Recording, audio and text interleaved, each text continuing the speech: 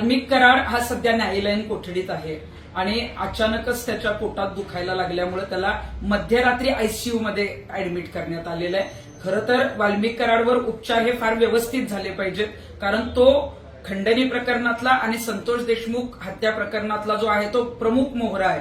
परंतु अशी एक सामाजिक कार्यकर्ती आणि एक या राज्याची नागरिक म्हणून भीती अशी वाटतीये की वैद्यकीय कारणास्तव वाल्मिक कराडला मारून तर टाकणार नाहीत ना.